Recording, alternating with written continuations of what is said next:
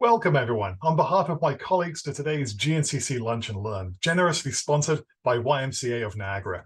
We have an amazing session for you today, and it's an essential one no matter what line of business you're in. Our topic is connecting with your customers for sales success, and anyone who's in business knows that you're always selling, whether it's a product, a service, or even your own skills as a contractor, an employee, or a candidate. The ability to effectively sell your products or services makes all the difference.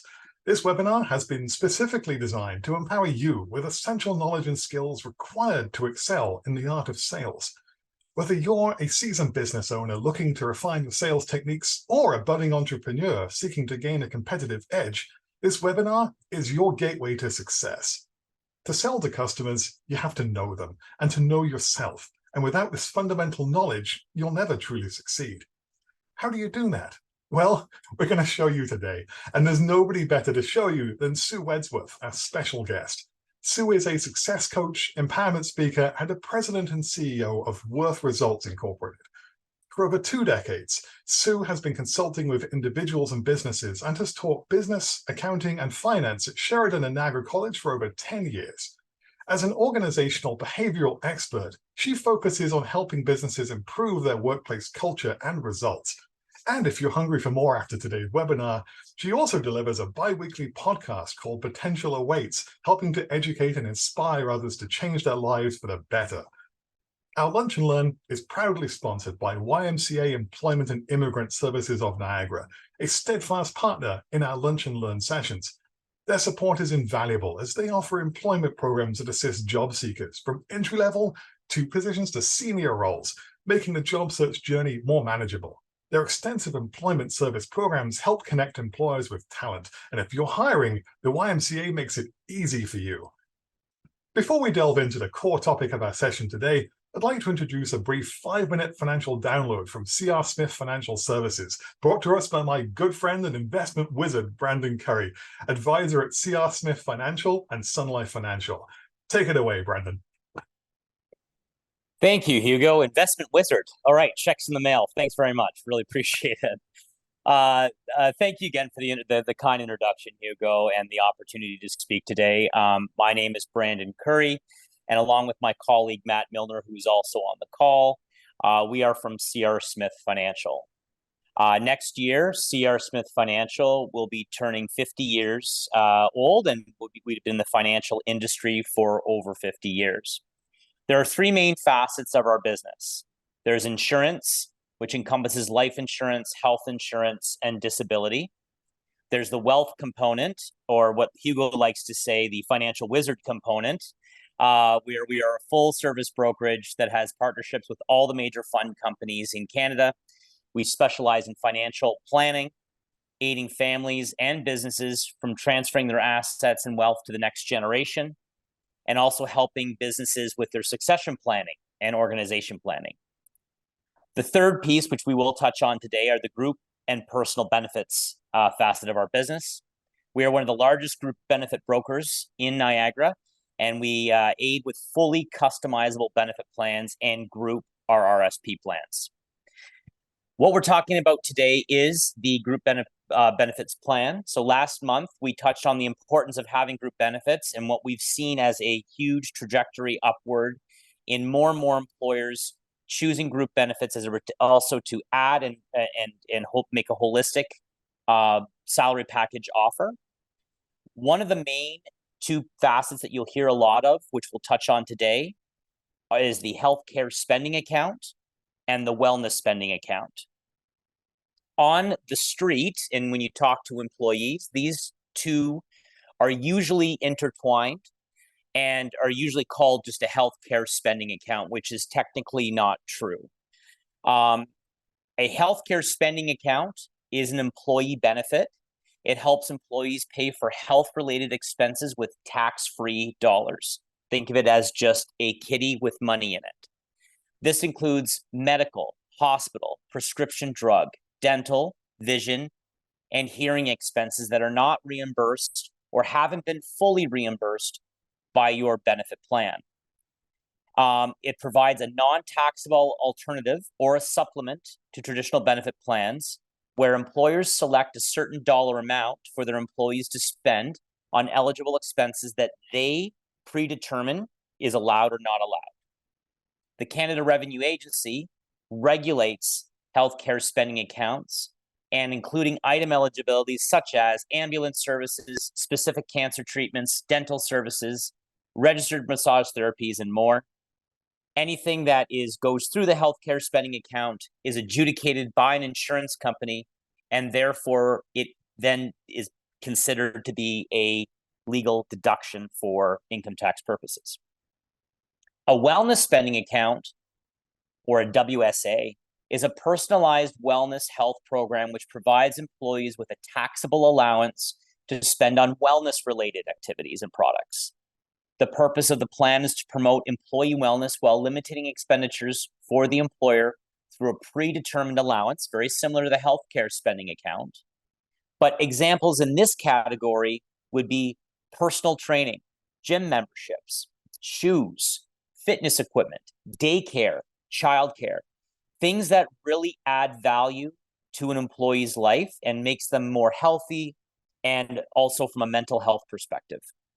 These differ from a typical employee benefit plan, as the same maximums across different services don't exist. Also, it can be a nice complement to a benefit plan. So what we're seeing is, in order to keep premiums in a stagnant position or to be well controlled below inflation, what an employer will do is they'll add on a healthcare or wellness spending account to the existing group benefits plan, and the two of them will work in conjunction with each other so that you're not actually increasing the maximums, which would directly increase into a cost of premiums, versus adding on a healthcare spending account or a wellness spending account.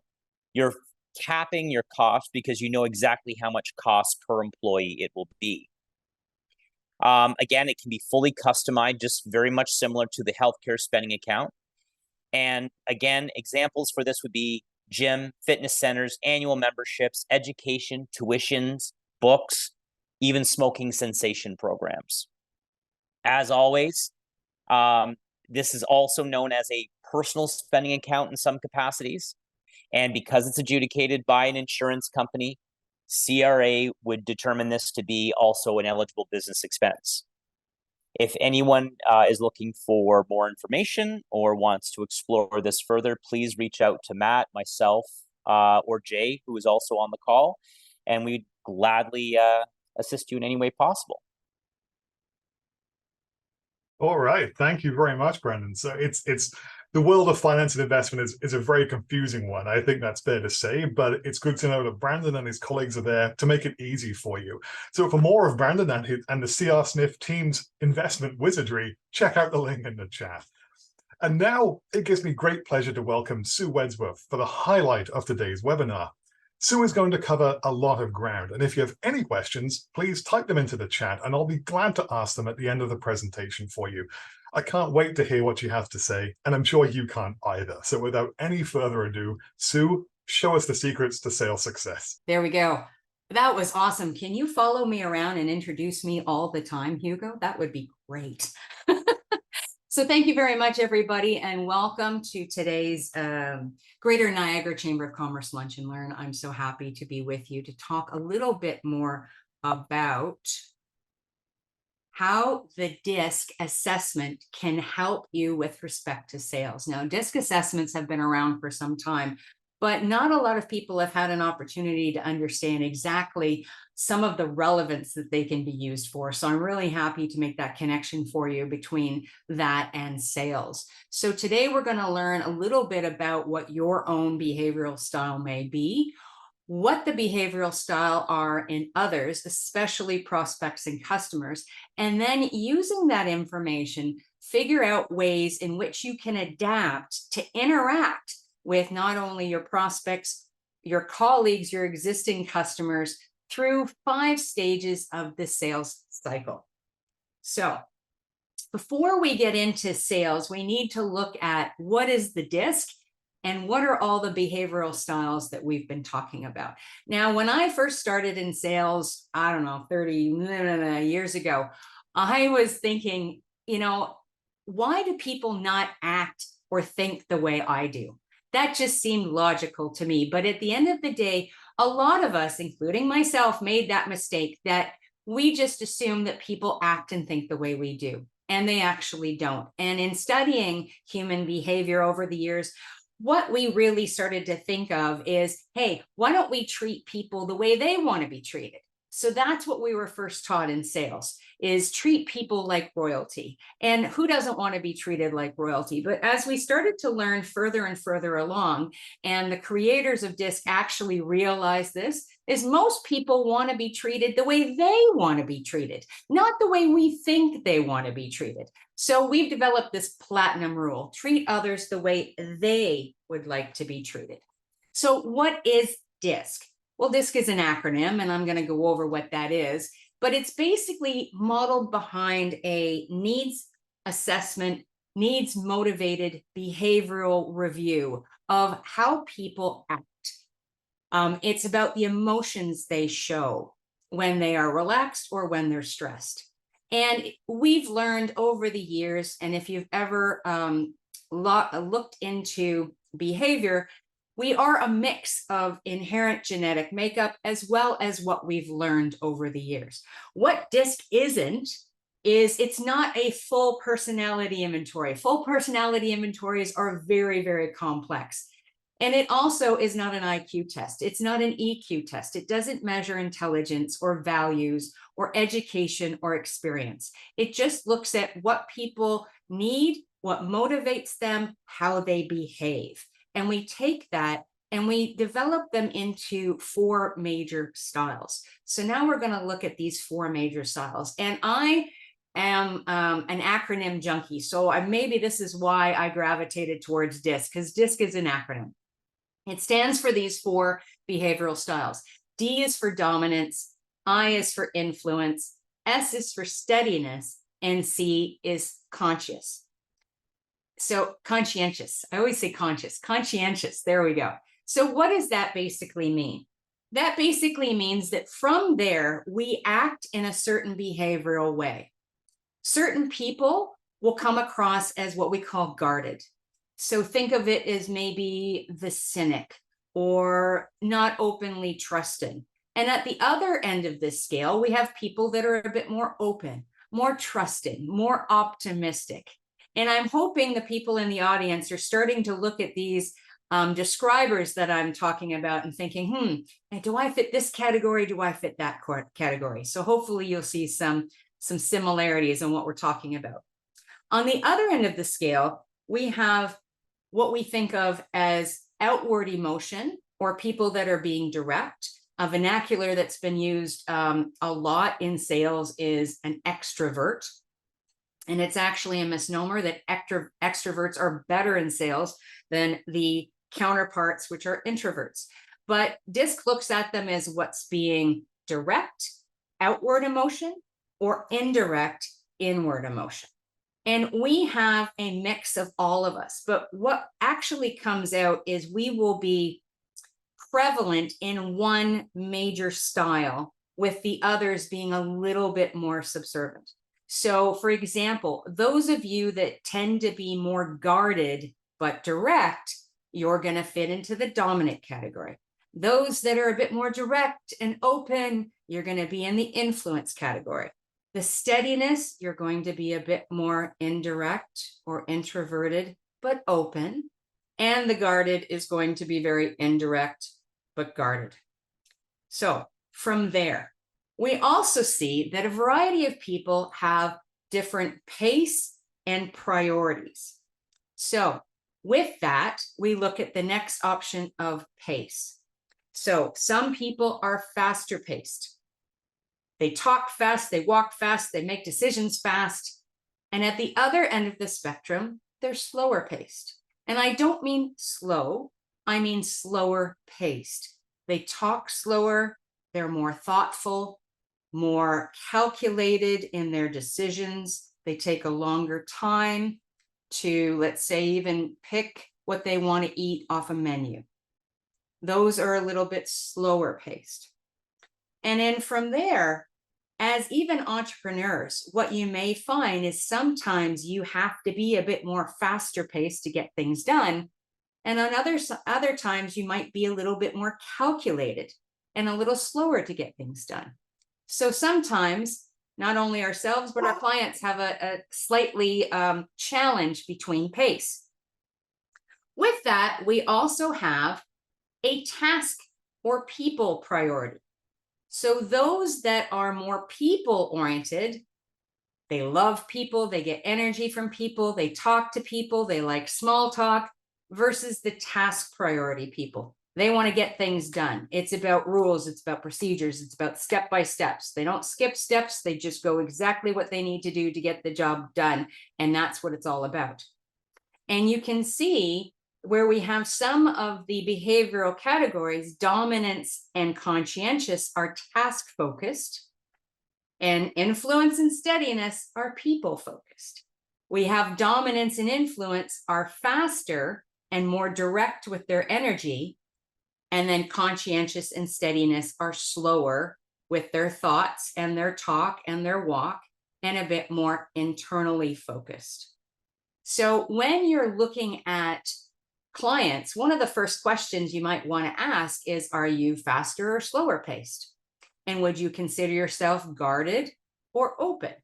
And that might be a quick little check or confirmation of what you're sensing from a specific prospect or client as to what they end up being. So 2 questions: are they fast or slow paced, or are they guarded or open?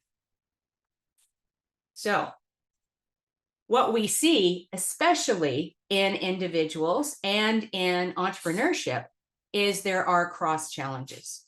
So for example, if I am a high I like talking with my hands, I'm very gregarious and open, and I love relationships, and what did you do this weekend, and isn't it great, and you having any babies, where are you going for vacation? If I'm dealing with a conscientious person at the other end of the spectrum, they're not interested in having small talk. They want to know what I can do, what's the statistics that's regarding what it is that I'm talking about. They don't like to get into people relationship. It's not about that. On the other side, if I'm an I and again, getting into small talk and I'm talking to a D, he or she is more task focused. Come on, let's get the job done, efficient. What are we doing? I don't need small talk. I don't need to be your friend. Let's go, let's go, let's go. So if I'm an I may struggle to remember when to sell to these particular other behavioral tendency styles. An S, as you'll find out a little bit later, an S is a completely different kettle of fish and doesn't have, although they're very friendly, they don't show a lot of emotion. So for me, I'm all about emotion. I'm very direct. I'm on this side of the scale. But on this side, it's harder for me to read them unless I know who I'm dealing with. So for those of you that are Star Trek fans, you might recognize this side of the equation as the Kirk, and this side of the behavioral tendencies, and I see Hugo smiling there, this side of the behavioral tendencies is the Spock. So that puts things in perspective, hopefully for some of you anyway. So identifying the 4 styles. What do we look at? What are the behaviors that we see? Some of the descriptors we see in a dominant personality, and I use that word dominant personality or dominant behavioral tendencies.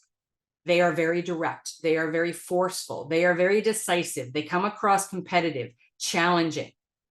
They're intense for some of the other behavioral styles. If you look at an I, they're trusting, they're open, they're optimistic, they're friendly, influential, the social butterfly. The S, calm, steady, stable, a great teammate, patient, relaxed. And then you have the C, very analytical, very systematic, very precise, fact-finding, focused, logical. So you'll see the different behaviors that come out in the people that you deal with. Now, within that, you'll also see what they're focused on. What are they motivated by? Ds are motivated by problems and challenges that they can solve. That's what they're about, bottom lining things. And influence is all about people and connections. The S, stability, security, pace. And the C's, rules, procedures, risk, constraints. Now, this is a nice encapsulated observable behavior. And what we find is our observable behavior tends to be driven by our needs, our wants, and in some cases, our fears. So each style has specific indicators. So D's, for example, again, they're focused on problems and challenges. They are looking to challenge. They are all about authority, and they will challenge the status quo. They will ask for proof, and their emotions can sometimes come across in frustration, impatience, and anger. They don't like being taken advantage of. They like to lead. They like control. Some people used to call that the type A personality. The I's are about relationships, friendly, open, and optimistic. Nobody has a negative bone in their body. It's all about trust, openly trusting. They do not like being singled out, or loss of approval, or being left out of things. The S's, it's about systems, teams, everybody getting along. Think of the moderator. If you're in a team environment and people start to get a little, touchy and talking and elevating voices, the S will come in and calm everything down. They're very patient. The thing about S's sometimes, though, especially an extreme S, is you can't tell their emotions. They will keep it inside them. They're excellent poker players. So non-expression is a big proponent of an S. Their biggest fear is they don't like change. They don't like loss. They like everything to be stable, everybody to get along, everybody to like them, but for a different reason than the I. They just want to make sure they're being part of the team, contributing. A C, it's all about the rules. It's all about procedures. It's steps. It's risk mitigation and fear and concern. Their biggest fear is making a mistake. They do not like a loss of quality. They don't like to be called on their mistake, God forbid. So if you start to see some of these behaviors, let's think about, and unfortunately, I had it in the chat, and maybe Hugo, you can help me. I was going to say to put in the chat, who do you think are some famous disc styles? So who would you see as a famous D? Who would you see as a famous I? Who would you see as a famous S? And who would you see as a famous C? And see if anybody is coming up with any of the answers. But I'm cognizant of time, so I don't want to give too much time.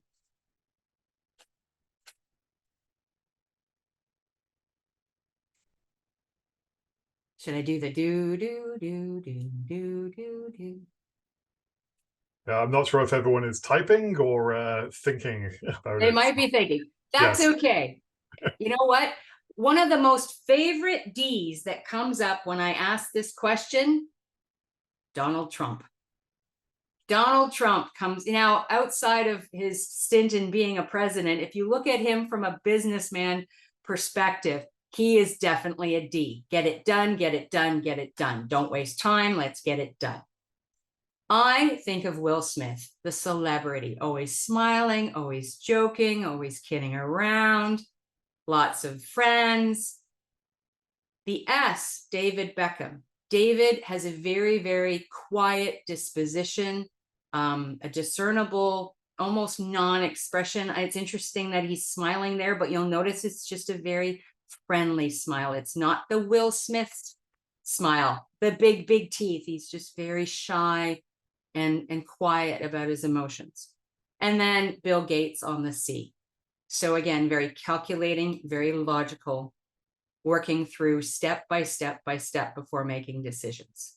So hopefully that helps people figure out when we're talking about extreme DI, S's, and C's. These are the types of personalities that we're dealing with. But again, we all have a mix of these. Like I'm an ID. When I was younger, I was a DI. So through the years, I've changed a bit with respect to my natural situation. But when I'm in sales, I have to adapt to the other styles. And we adapt every single day. We adapt when our friend talks us into doing something like going to the movies when we don't really feel like it. Our spouse talks us into doing things, or we talk them into doing things. Colleagues, clients, all the time. We are adapting all the time. And it's important in all successful relationships to adapt successfully.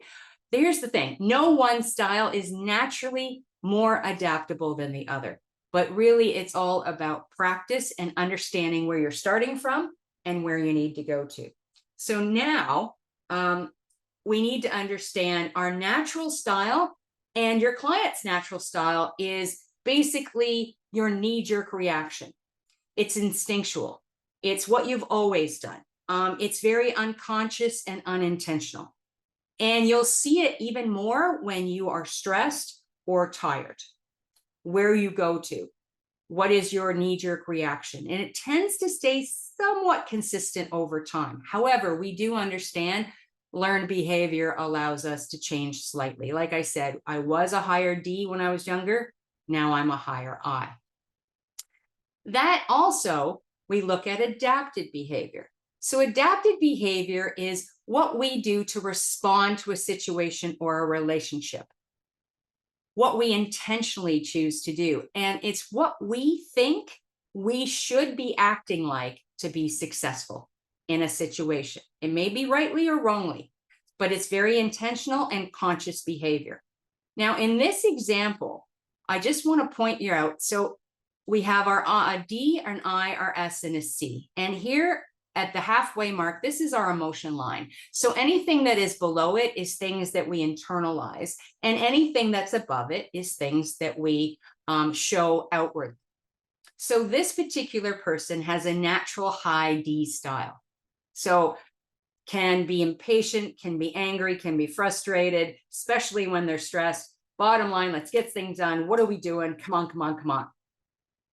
But let's say this is a salesperson and realizes that maybe they're a little bit more of a, I'm going to use the term introvert.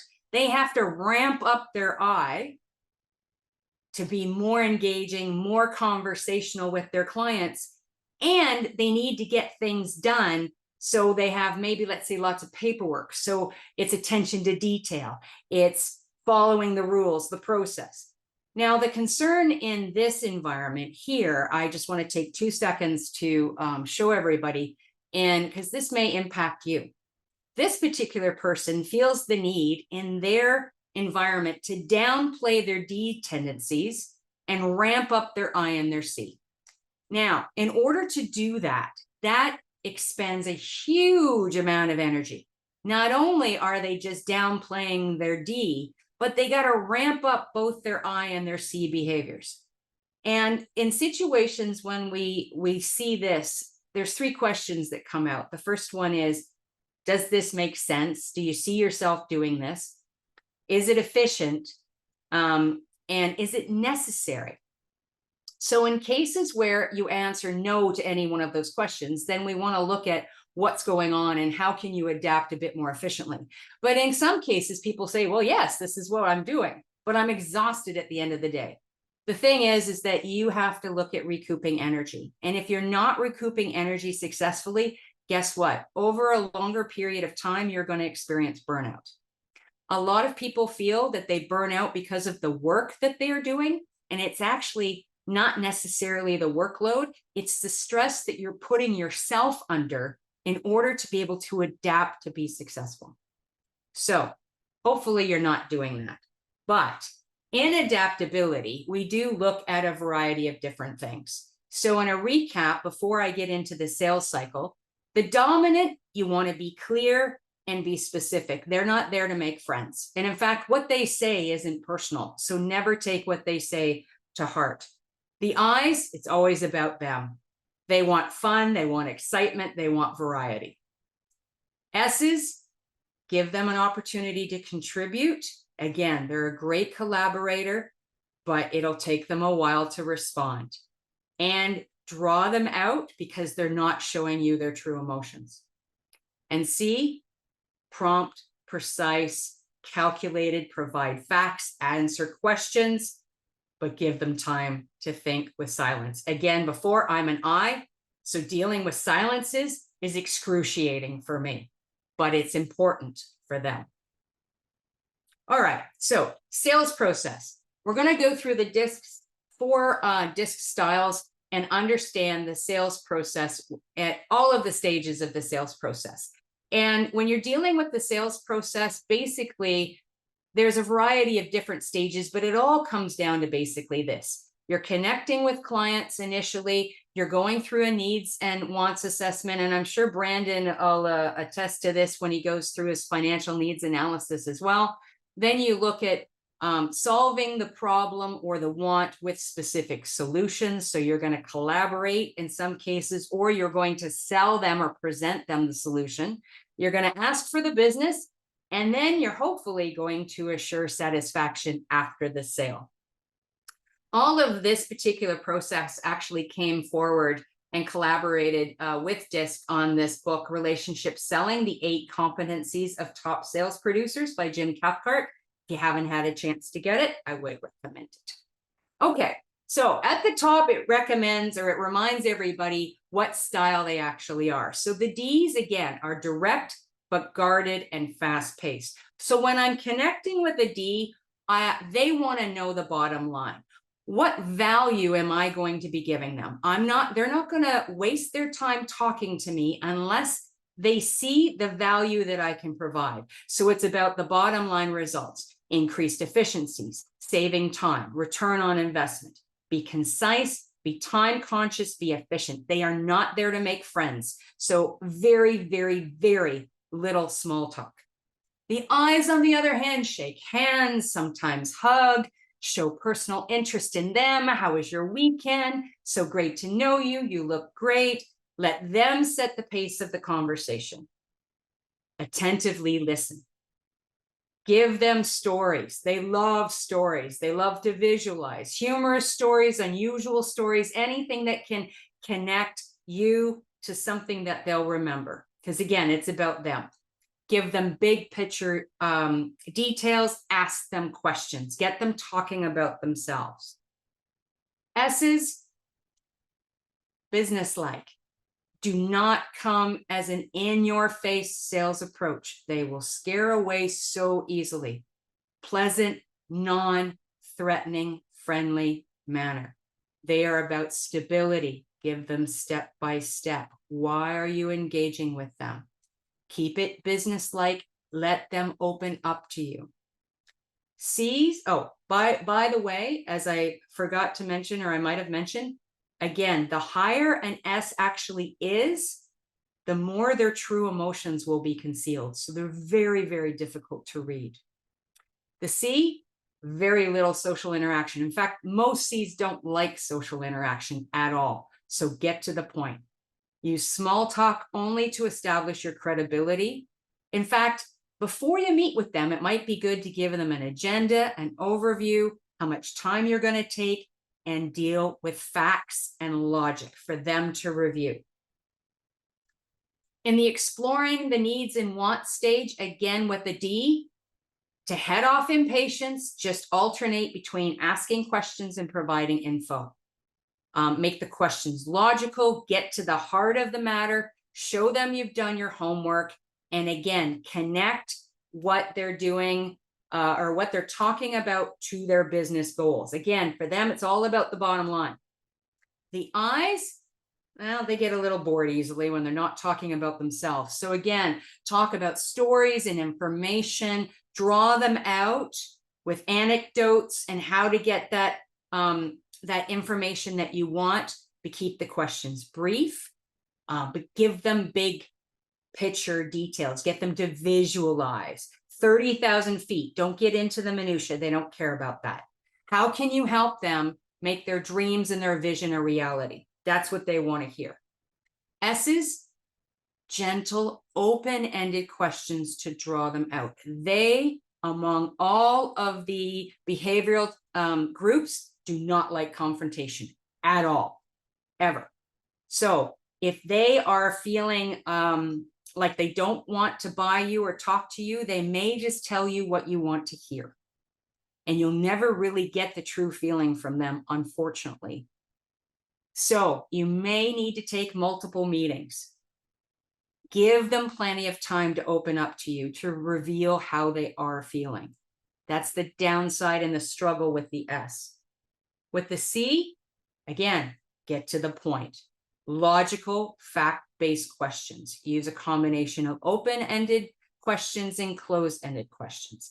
If they ask you questions, and by the way, they will ask you a lot of questions. If you don't know the answer, do not fake it. They will smell that out of you very, very quickly, and then you're done. You've lost your credibility. But when you're answering them, make sure your answers are short and crisp and are able to be backed up by facts. So we're getting into the presentation, the collaboration, the solving their problems. D's, gear the presentation towards their priorities. Again, is it ROI, saving time, grading efficiencies, whatever it is. Create the presentation so it will hit those marks. They will inspect your analysis. Remember, these are challenging people. They will challenge you if they don't believe you. So make sure you have the information backed up with data. And when you're asking them how they feel about things, don't interrupt their thought process. Let them go. They like control, remember? So it's not about time with them, but they like to do it when they feel like it. I's, it's towards their image, towards their prestige. Give them incentives for contributions. Because they have a tendency to think in visions and in pictures and things like that, they can also get off track really easily. So involve as many senses as you possibly can. Give them testimonials, especially if they know the people. And again, if it makes it easier for them, involve how the solution will help them save effort. S's, simple. Show them that this is a stable, best way to go. And again, non-threatening way. Use trial closes strategically so that you know that you're moving them along the sales cycle and you're moving them along and you're handling every possible objection. Give them time to adjust. If you are asking them to change what it is they do, you have to make sure you are making them comfortable about that because they do not like change. And how are you mitigating security? Involve them. Make sure that they know that they are collaborating. The C, it's all about accuracy, quality, evidence. Back up anything you say with evidence. And always ask them, do you have any questions? They will have 1,000 questions. Always. Point out the obvious negatives before they find them. That will go a long way. And again, let them know they are making the correct decision by purchasing with you. Now, how do you ask for the sale? D's, just come right out and ask. Don't beat around the bush. Again, efficient and, time, bottom line, just ask. One of the best things you can do as well is ask with an alternative style approach. Would you like this one or this one? And again, when they're going through it and they're analyzing, don't interrupt. But be prepared for objection handling and be concise when you do it. Asking the sale, you know what, with an I, where would you like to go from here? What's our next steps? Remind them on how this will make them feel. It's all about the emotions. If there's paperwork involved with a D, don't go through every little point. They don't have time for that. With the I, definitely don't go through every little point. You'll lose them. But give them paperwork so they know exactly what the next step is, because they might forget why they buy. So make sure you give them a lot of material that's written down. S's are going to be slower to make that decision. Ask them, but give them materials to take away. Don't rush them for the decision. You may need to do gentle, helpful nudges And if they're indecisive, you may guide them nicely towards a choice, but reaffirm that this is the best option for them, but not a pressure tactic, because they take their time. A C will likely go away and analyze. They will not make a snap decision. They are very educated, comparative shoppers. They will go off and do their own research. They like to do their own research. It may help if you do a pros and cons list in front of them.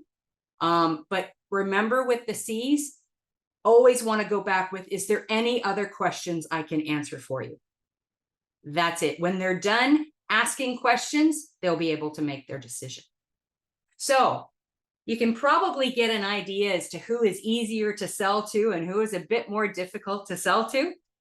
But after you've won the sale, assuring that you've got a D that's satisfied, guess what? Just because you got the one sale doesn't mean you're going to get any more sales, because it's not personal. You always have to show the value. So address issues immediately, follow up with service after the sale. If you're connecting with them, again, make the connections of future value adds. It's all about value with a D. And I, they are the first ones with buyer remorse. They might jump based on emotion and buy, and then right away, they'll be, oh, I don't know if I should have done that. You want to make sure you're giving them reminders that they made the right choice immediately after the sale. And in fact, with eyes, it's an early adoption thing. They might buy and never use it. Now, for some of those that care about the one and done, I get that. But for most of us, it's about the relationship that builds referrals and bigger sales, especially with an I. If they're happy, ask for a referral and ask for a testimonial, because they'll be telling everybody if they're thrilled. And S, follow up consistently. Give them personal guarantees. That's extremely important. Now, some of you are sitting back going, what do you mean I'm going to need to give them my personal cell number? You know what? 9 times out of 10, they never call it. It just provides comfort. And they don't like the one and done deal. It's not about that. They want to know they're special, and it's a relationship. Never follow up with a personal a non-personalized approach. A computerized email to an S, never. Always have a personal touch. C's, however, you can do those computerized emails, especially if it's on tips and tricks for shortcuts and usage. Have a timetable to follow up. I'm going to touch base with you after 3 months, after 6 months, after 9 months. And make sure that they are satisfied. By the way, if you keep an I happy, they will give you more referrals than any of the 3 combined. So you want to make sure you're taking care of that. So recap, different styles, be prepared for a D, be professional, learn about their goals and their bottom line, how you connect with them, get to the point and let them make that decision. And I, introduce yourself. Friends, what did you do on the weekend? It's about their dreams, their goals, their emotions, how you can help them. Give them testimonials. Their S, non-threatening. Get to know them personally, trust, friendship, credibility at a much slower pace. It's focusing on the human development, but keeping them safe and stable. Don't rush them. Communicate with them often. And C's, it's about facts. It's prepare for answering as many questions as you possibly can. Hone your skills in practicality and logic. It's amazing. There'll be so many times that I've been pitching a C and I just show them the same thing on a computer and all of a sudden everything made sense. Math doesn't lie, especially to a C. Give them time to think. Avoid pushing them into a hasty decision because most times the answer will be no. Give them pros and cons and give them the complete story because they're going to find out anyway. And follow on what you deliver. Now, I realize that everything was probably a little intense, So I'm going to make sure that everybody gets a one-page summary of everything that you need to have, all of the 4 types and all of the 5 phases of the sales process. I wanted to thank you very much for your time. I hope you enjoyed it. And of course, remember, adapting to other people isn't always easy. It takes time. It can be difficult, but do what you can, improve your relationship and your communication, and your sales will come. And I will open it back to Hugo if there's any questions. Thank you again. Right. Thank you very much. That was amazing. It's a really precise approach to sales. It goes way beyond, like, I think when people think of sales, they often think of Glengarry, Glen Ross. Am I dating myself there? And it's just Alec Baldwin yelling at people. That's the D. That's the D. The Glengarry, Glen Ross, that Alec Baldwin was the D. No nonsense, no personal. You do the business or you get the heck out. Absolutely. But there's so much more to it, Anna. Thank you for illustrating it.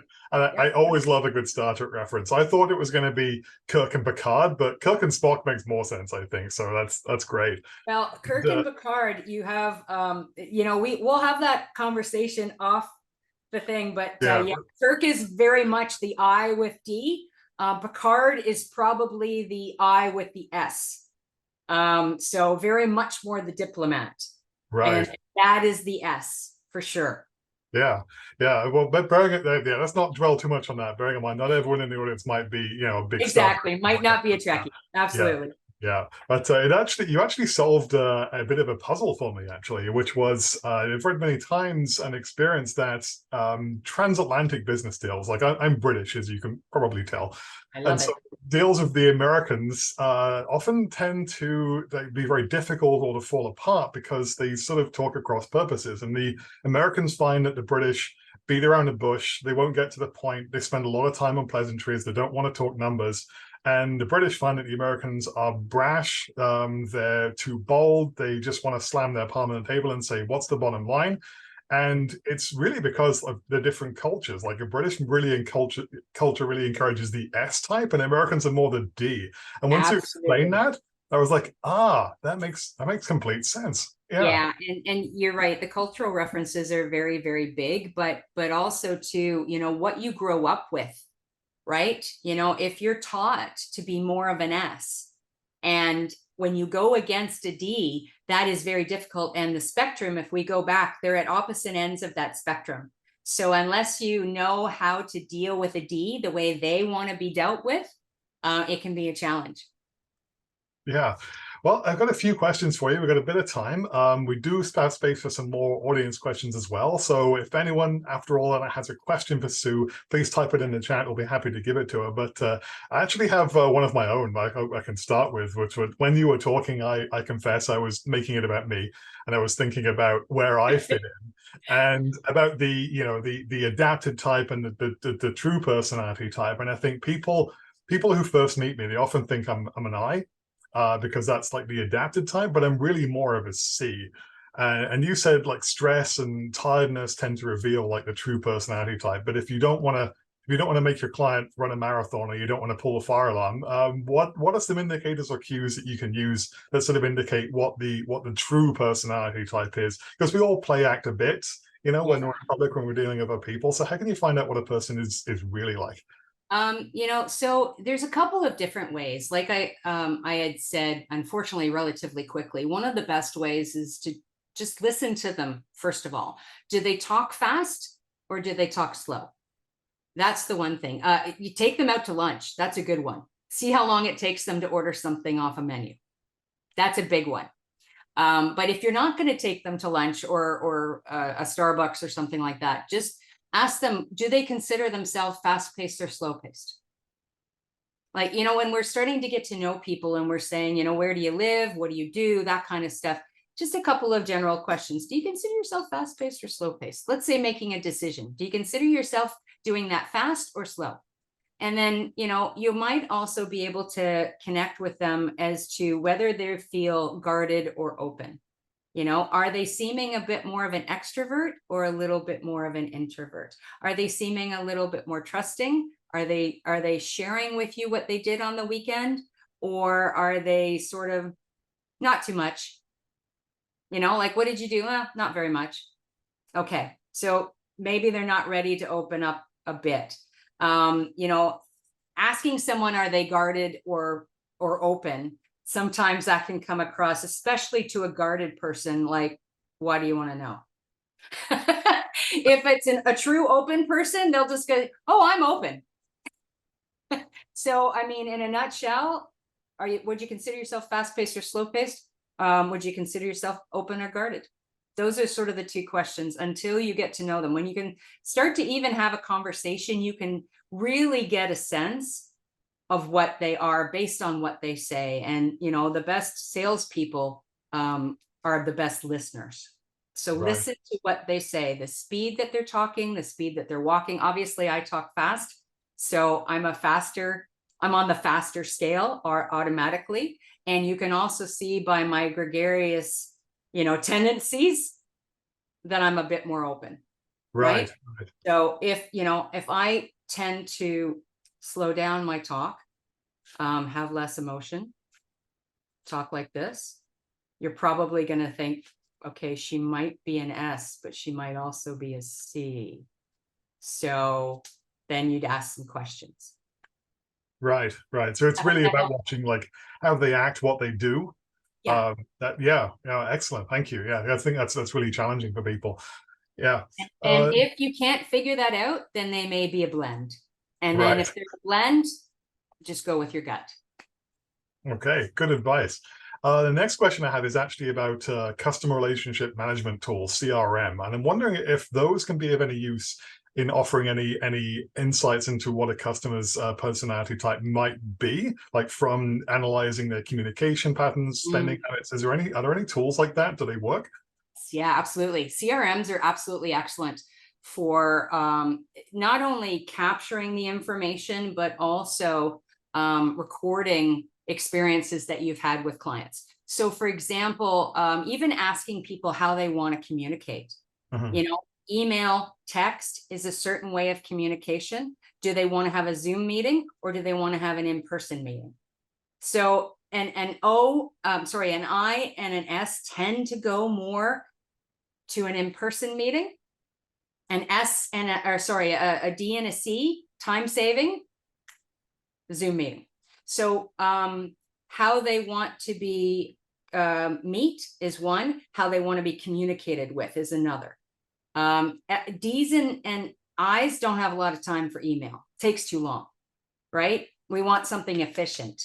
So, you know, texting, phone call, those are fast. You know, S's and C's are fine to have the email, that kind of thing. So, you know, you might be able to, and also if the salesperson has recorded any conversations, you know, typed in, I remember we used to type in lots of conversations of what they like, what they don't like, that kind of thing.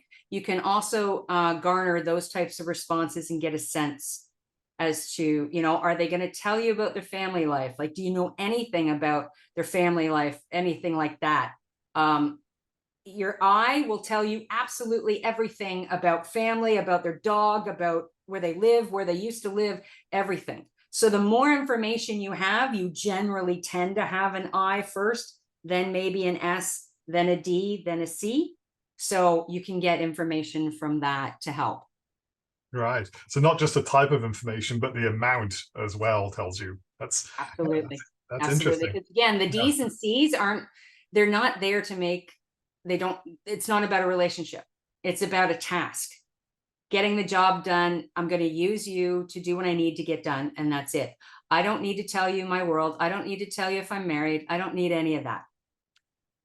So, right? Yeah. Another question I want to ask too is about after the sale. You know, when you are looking to retain this customer, when you're looking to continue your relationship with them, how do you approach the personality types when it comes not to making the initial pitch and the sale and the close, but then if you want to build that ongoing relationship, like how often do they want to be contacted? How do they want to be contacted? You know, I'm guessing for I's, they probably want to, you know, talk all the time, and for C's, it's just like, no, unless you have business for me, leave me alone. So that sort of thing. How do you maintain the relationships? So for D's, it has to be about value. So you're fine to contact them, but don't assume anything. Contacting them has to be efficient and you better get the message across very quickly about the value. So it doesn't matter necessarily about time. They don't care about that. You could contact them in 6 months. You could contact them in a year. It doesn't matter. It's just you better have value for contacting me. The I, call me up, have a coffee. It's about the relationship. It's all about the relationship. The more you can connect that I to other people, the better. S's, it would be, it has to be a personalized message. So never a blanket email, you know, an offer, those types of things. That's too disingenuous for an S. It would just be a personalized phone call. You know, again, not a pushy connection, that kind of stuff. Maybe if there's a sense of urgency, there's something that's come up that might help them, that might make them feel good, stable. If there's a change happening, you always want to do that over the phone. You never want to just send that out because they don't like change. So you're personally, you know, invested in helping the S manage that change because they don't like it. And C, send them an email. And attach charts, attach facts, send them something to read, anything like that. With them, though, they do like that schedule because for them, it's all about procedure. So if you say you're going to be connecting with them in 3 months, connect with them in 3 months, put it in your calendar. And even if it's just an automatic send out, or if you have a team that is going to reach out to them, because some of us have a team that takes care of the after sales service, then make sure you tell them not necessarily who it is, but how often and how it's going to come. So it doesn't come as a surprise and they can just take it, process it, and move on. Yeah, that's great. That's really useful. Yeah. Maintaining those relationships is key. And I think that it's even more important then with the ongoing relationship to fit it around the personality type, right? Because, you know, you can give someone the hard pitch, the hard sell, you can rip them off, but you can do that once. Right. And if you want an ongoing relationship, then you have to make it about them. You have Absolutely. to be serving them. Yes, It's that's always great. got to be about them. That's the thing. Yeah. And, you know, the biggest, you know, everybody says that the sales process starts after you hear no. Actually, no, the sales process starts after you hear yes. Right. So that's what gives you the best opportunity. Yeah, that's great. Okay, we've got 3 minutes to go. I think that gives us time for one more question if we're really, really quick. So I'll do a shorter answer. Yeah, this question is more about sales teams. So if you have a team of people selling for you, they all have their own personalities as types as well. So are there any best practices in terms of matching them up with different customers or using their personality types to help them sell better? Like if you're on the other side of the equation, how do you use an I and a D to sell, you know, the same product essentially? Oh, that's a great question. So, you know, I provide this type of assessment to teams, not only just for sales, but also for collaboration and conflict resolution and engagement. Because one of the worst things you can have is a bad working environment.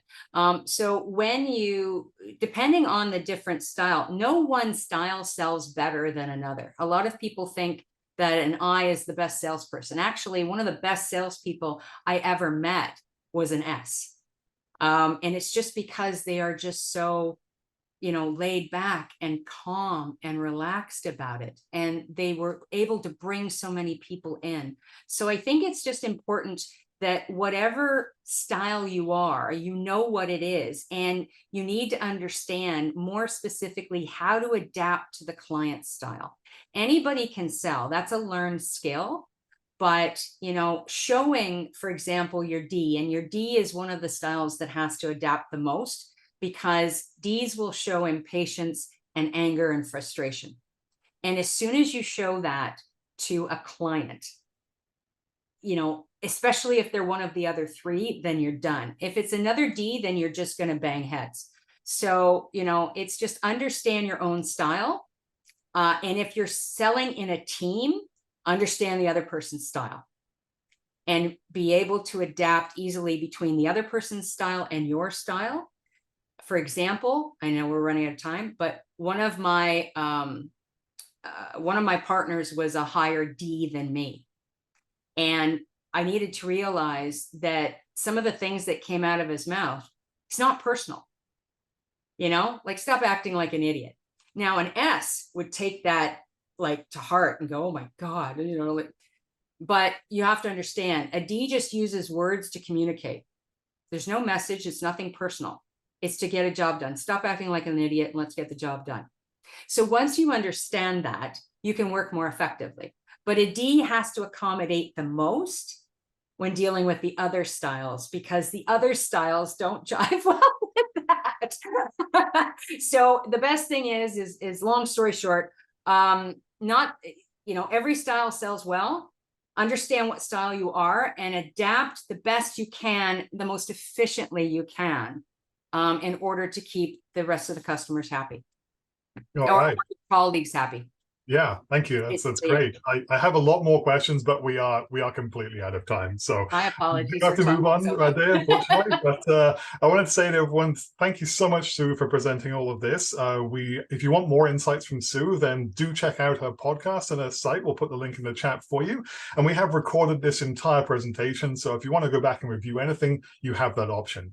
My thanks again to YMCA Employment and Immigrant Services of Niagara for making today's webinar possible. We do have more exciting programming coming up, including the Niagara Economic Summit on November 1st. The summit is the region's premier economic event, and we'll be taking a deep dive into hot topics like AI, the green economy, and the population explosion. I also hope you'll join us at the Women in Business Awards on the 16th. This annual celebration of the leadership and success of women in our community is now in its 23rd year, and it's one of my favorite events. Please check the chat for links to both. Thank you once again, all of you, for joining us. I learned a lot today, and I hope you did too. We hope to see you at the next Lunch and Learn, and have a wonderful afternoon.